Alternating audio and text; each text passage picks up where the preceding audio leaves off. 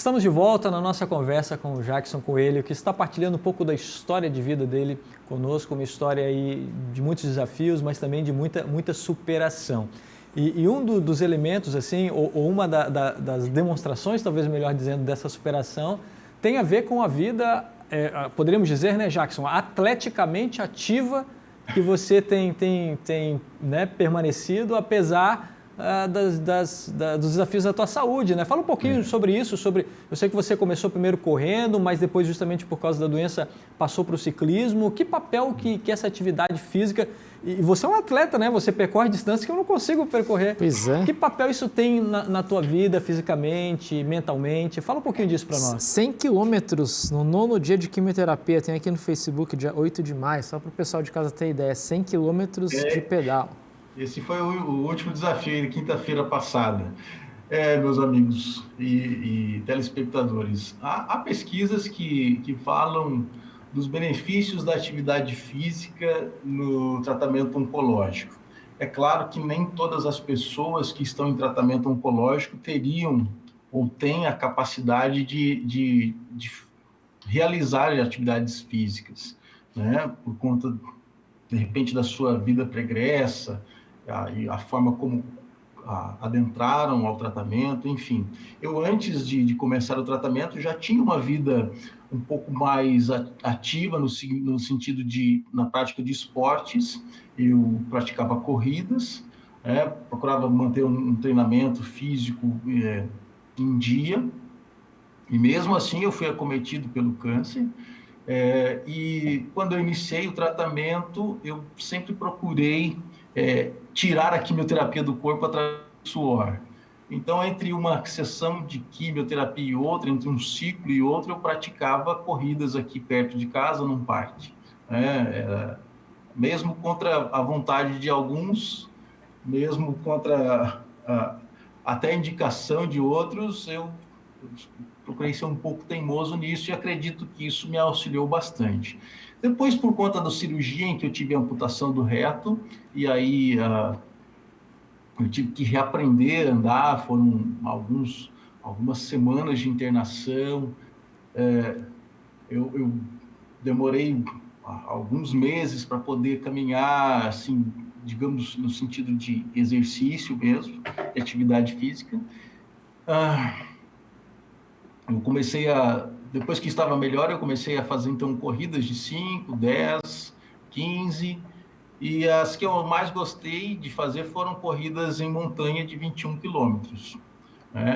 Assim que eu fiz a minha cirurgia de reto, onde eu fui amputado, naquele ano apareceu aqui em Campo Grande uma prova, começou a ser noticiada, uma prova de montanha, numa região aqui próximo, que é Bonito. E eu lembro que eu pedi a Deus: Senhor, você poderia me dar condições, me dar saúde para que eu possa realizar essa prova. Isso era março, quando eu fiz a cirurgia. Em setembro do mesmo ano, eu então fiz uma corrida de 12 quilômetros em montanha aqui em Bonito, na região de Bonito. E foi uma realização muito grande, né? Foi muito emocionante ter essa bênção que Deus me concedeu. E as corridas em si, para mim, eles acabam sendo parte essencial do tratamento, porque eu chamo de corridoterapia. Ela me ajuda a eliminar as toxinas, a quimioterapia, e me ajuda a me conectar com o meu Criador, a meditar na sua palavra, a meditar nas suas promessas, me ajuda a rever os meus conceitos, os meus valores, a meditar sobre aquilo que eu de fato acredito e como acredito, né? Para mim um momento de contemplação, de oração, de louvor. É basicamente fantástico poder fazer isso. Hoje eu não corro mais por conta da quimioterapia que eu faço. Ela acabou estragando bastante a planta dos meus pés, os meus pés em si, então eu tenho muita sensibilidade hoje na planta dos pés, por conta da quimioterapia que eu estou fazendo. E para que eu não ficasse parado de tudo nos exercícios, o que para mim me traria um prejuízo enorme, tanto no físico como no psicológico, porque, como eu disse, é uma parte do tratamento que eu faço e que para mim é fundamental esse momento, né? Então, eu no último ano, eu voltei a praticar o ciclismo, porque você coloca o pé ali nos pedais e não movimenta mais, né? Não fica tendo impacto. Então, para mim é mais tranquilo isso. E Deus tem me permitido realizar algumas façanhas aí que pode ser até inacreditável, né? Hoje eu tenho metástase nos pulmões, eu tenho 4 tumores, 2 em cada pulmão, tumores já considerados grandes pelos médicos, e mesmo assim eu pedalo 50, 60, o último pedal foi 61 quilômetros, né? Foi um pedal de 4 horas e 40 minutos ininterruptos. E para mim foram 4 horas de meditação, de louvor, de oração, de contemplação e de preparação para aquilo que há de vir ainda no tratamento, né? Que eu espero eu que seja logo uma possibilidade de fazer a cirurgia e retirada desses tumores, né? Então você tem assim digamos assim, uma estratégia global, né, para manter esse ânimo todo, além da palavra de Deus que você já compartilhou com a gente, né, o apoio da família, o exercício físico como motor também. Então você tem aí o cuidado com o corpo, com a mente, com a alma, né, que te mantém aí conectado. Eu queria fazer uma pergunta assim, né, aquela esperança cristã, tanto a esperança de ficar bom realmente, como a esperança do porvir, enfim, o cristão sempre espera de Deus o melhor, né? Isso também faz sentido no tratamento agora, a forma como você encara a quimioterapia, que não é fácil, ou até a forma como você lida com a ansiedade da cirurgia, essa esperança de ficar bom, de Deus agir, mas também a esperança do porvir, essa certeza de que Deus está acompanhando você e vai te dar o melhor futuro, ela faz diferença hoje, assim, enquanto você lida com as apreensões naturais do tratamento? Sabe, Fukui, Max, telespectadores, como eu disse, nós cristãos temos a dimensão da fé, ela acaba ganhando novos significados em momentos diferentes da vida. Isso eu não quero dizer que seja para todos, mas para mim foi assim. Uma coisa é você ter as suas convicções no sentido racional. Eu creio, nós temos aquela formulação do credo apostólico que nós somos convidados a repeti-la sempre, constantemente, sempre que nos encontramos nos nossos cultos, né? E quando a gente entra numa situação adversa, onde a vida nos dá um tombo e nos coloca diante de provações e adversidades que de fato implicam em vida e morte, né? Porque hoje um tratamento oncológico ele não tem empate com a doença, ou ela te vence ou você vence ela, não tem como ficar empatado, né? Então, quando você entra numa situação assim em que está em jogo a sua existência, vida e morte, aquelas formulações de fé, as suas convicções, cara, elas têm que fazer alguma diferença ou não valem nada. E é muito comum, muitas vezes, as pessoas, mesmo pessoas que se dizem cristãs ou que têm determinadas convicções acerca do porvir, é muito comum as pessoas, ao se depararem com situações como essa, se questionarem tanto ou se perguntarem tanto por quê e até mesmo perder a sua fé, dizer que, de repente, Deus não existe. Bem, eu digo a vocês que eu não cheguei a passar por essa situação. Eu pedi simplesmente para que Deus me auxiliasse, me ajudasse e me levantasse, me desse as condições para que a gente pudesse vencer.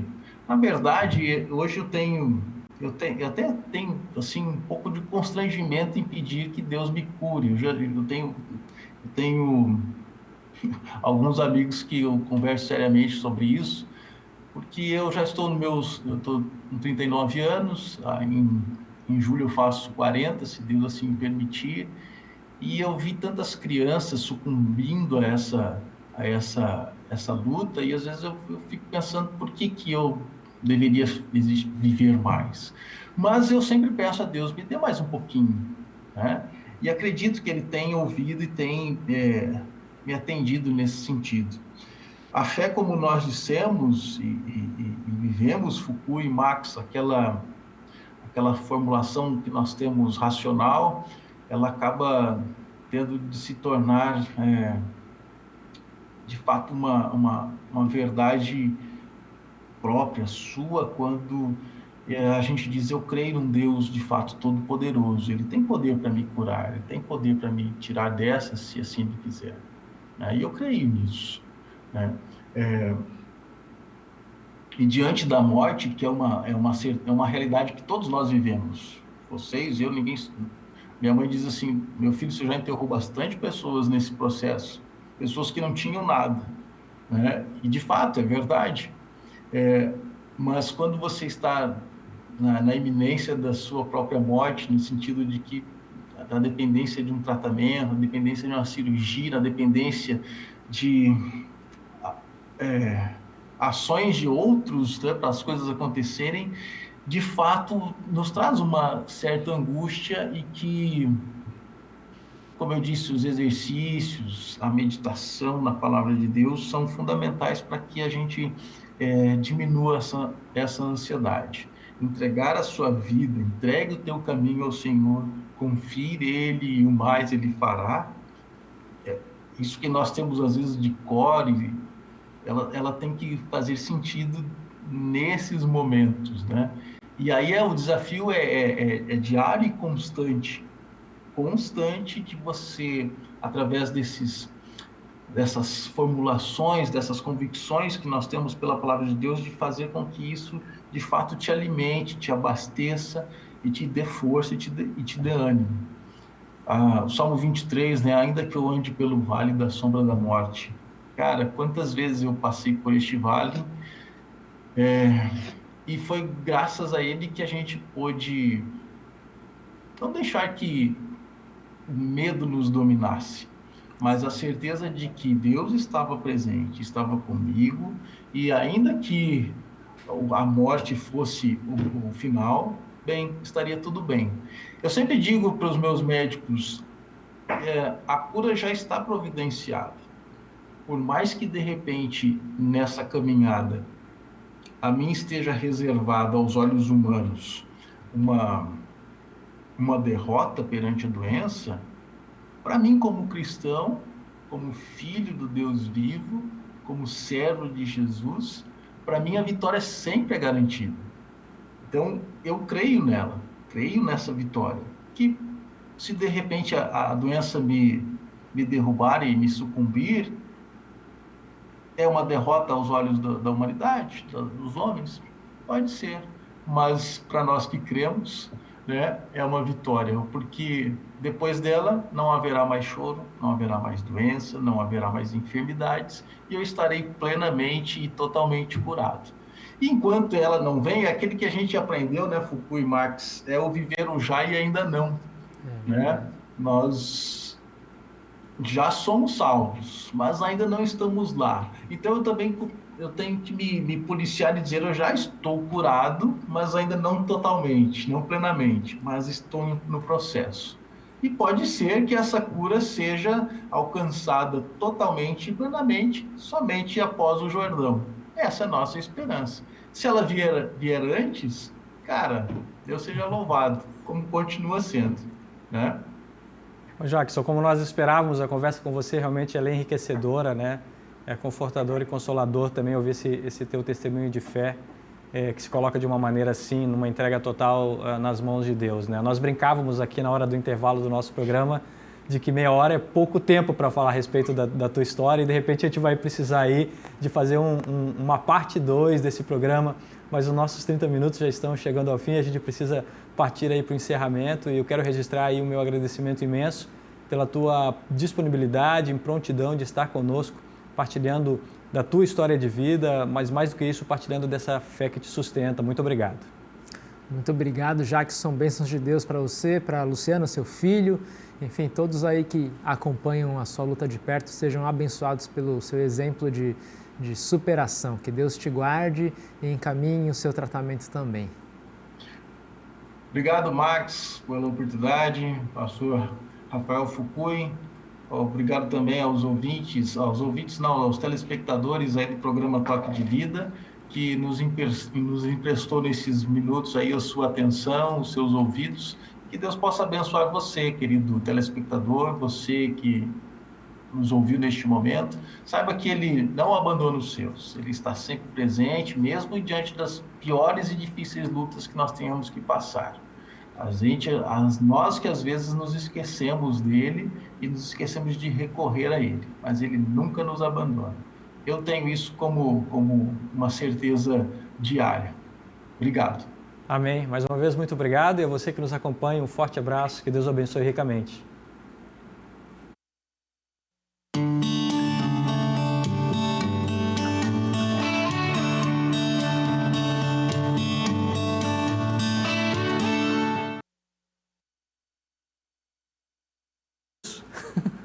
Alô, muito bom.